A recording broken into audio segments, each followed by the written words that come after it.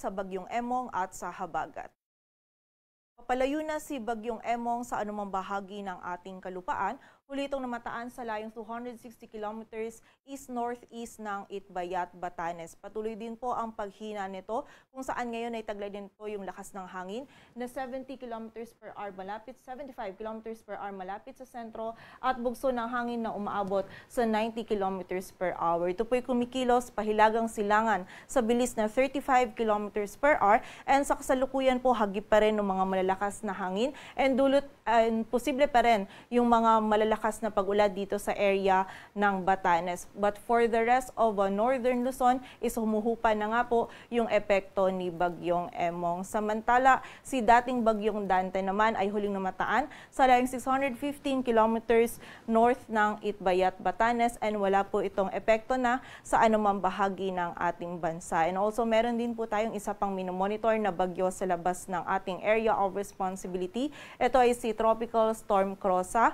Huli itong namataan sa layong 2,350 kilometers east ng northern Luzon. Hindi rin po natin nakikita na papasok ito sa loob ng ating area of responsibility, but posible pong early next week ay isa po ito sa mag-contribute or mag-enhance ng southwest monsoon o habagat, kung saan yung habagat po yun nakikita natin na patuloy pa rin na magdudulot ng mga pag-ulan, lalong-lalo na dito sa may western section ng Luzon sa mga susunod na araw.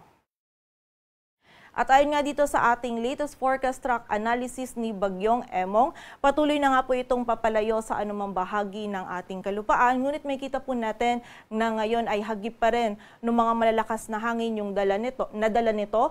Itong area ng Batanes, maging yung ilang bahagi pa ng Babuyan Islands. But expect po natin, habang mas kumikilos pa pahilagang silangan si Bagyong Dante or palayo po dito sa ating kalupaan, is mababawasan na or mawawala na po yung mga malalakas na hangin and also yung malalakas po na pag-ulan na mararanasan natin dito sa area ng extreme northern Luzon. And in-expect po natin na patuloy din po yung paghina nito ni Bagyong Emong sa mga susunod po na oras. And possible po na lalabas ito ng ating area of responsibility bukas ng umaga.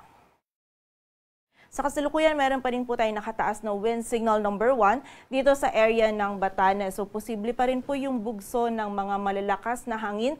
But sa mga susunod po na oras is maaari na po nating lift or nakita natin yung possibility na i-lift na po natin yung wind signals dito sa area na ito. And ina-advise din po natin yung mga kababayan natin sa malaking bahagi po ng northern Luzon kung saan naapektuhan po ni Bagyong Emong na makipag-ugnayan pa rin po tayo sa ating mga LGU para po malaman natin kung safe or ligtas na po na bumalik sa ating mga tahanan.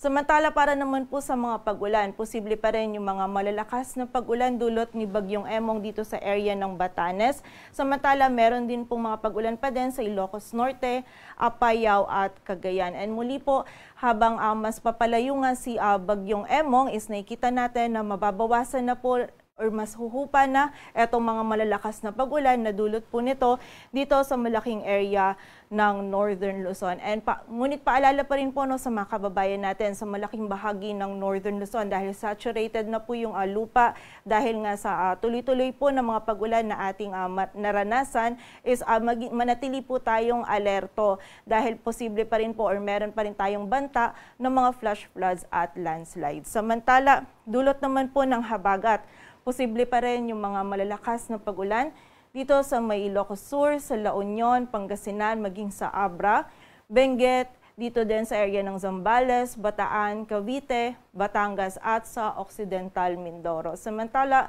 bukas naman po meron pa rin tayong mararanasan ng mga pag-ulan. Dulot na po ito ng habagat. So ina-expect natin by tomorrow wala na pong epekto si Bagyong Emong sa anumang bahagi ng ating bansa, but yung habagat patuloy pa rin po itong magdulot ng mga moderate hanggang sa malalakas po na pag-ulan kasama na dito sa area ng Zambales at Bataan. And expect po natin may Sunday evening din to Monday evening, meron din mga pag-ulan sa Ilocos Sur, La Union, Pangasinan, Zambales at Bataan. Posible pa nga rin po yung 50 to 100 millimeters of rainfall. So may banta pa rin ng mga pagbaha at pagguho ng lupa. Dulot naman po ito pa din ng mga pag-ulan na dala ng habagat. So muli po, patuloy pa rin pag-iingat sa ating mga kababayan sa banta pa din nitong mga flash floods at landslides.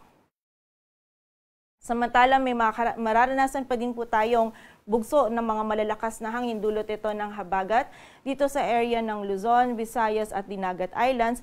And by tomorrow and Sunday naman, sa malaking area pa rin po ng Luzon. Ngayon, meron pa rin po tayong nakataas na gale warning sa mga dagat baybayin ng Batanes, Cagayan, kasama na yung Babuyan Islands, and sa area din po ng Isabela. And posible pong sa mga susunod na oras is i-lift na din po natin yung mga gale warning po natin dito sa mga areas na ito. So mag-antabay lamang po sa mga updates na ipapalabas ng Pag-asa. At yan po muna ang latest dito sa Weather Forecasting Center ng Pag-asa. Grace Castañeda, magandang gabi po.